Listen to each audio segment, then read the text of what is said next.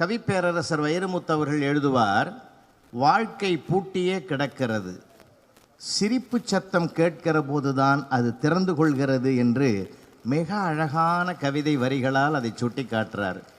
பாராட்டுகிற பண்பு எங்கே இருக்குதோ அங்கேயே மகிழ்ச்சி தாண்டவம் ஆடியா.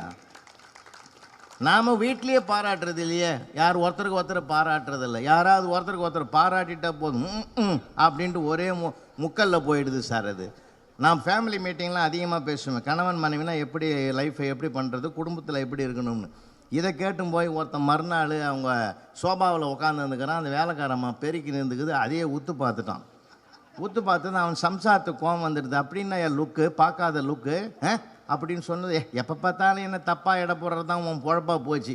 அந்த பொம்பளை கட்டிங்கிற அழகான டிசைனில் அந்த புடம்பு மாதிரி உனக்கு ஒன்று எடுத்து கொடுத்து நீ கட்டினா எப்படி இருக்குன்னு நான் கற்பனை பண்ணி பார்த்தா நீ கோவப்படுறியா? அப்போ தான் அந்த பொம்பளை பத்திரகாளியாக மாறிட்டுது. சண்டால பாவி இதை 3 வருஷமாக கட்டிருந்து நேத்தாயா கொடுத்தேன், ஒரு நாள் கூட நான் கட்டினது உன் கண்ணுக்கு தெரியலையான்னு இதை அந்த அம்மா சொல்ல வருத்தப்பட்டு அவன் ஓடியாந்து நொந்து நீ சொன்னன்றதுக்காக நான் போய் பாராட்டி நான் பாட்டு வாங்கிக்கணும்னு என்கிட்ட சொன்னால் நான் அவனை சமாதானப்படுத்தினேன்.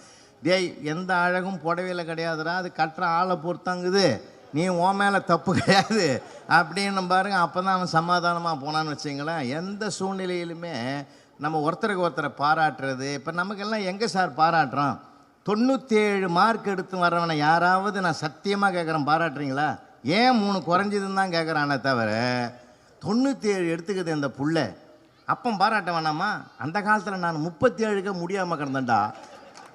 60 கூட எடுத்துக்கிறான், 97 வந்துக்கிறேன், அவனை பாராட்ட வேணாமா? நம்ம பார்வையே மாறி போச்சு சார்.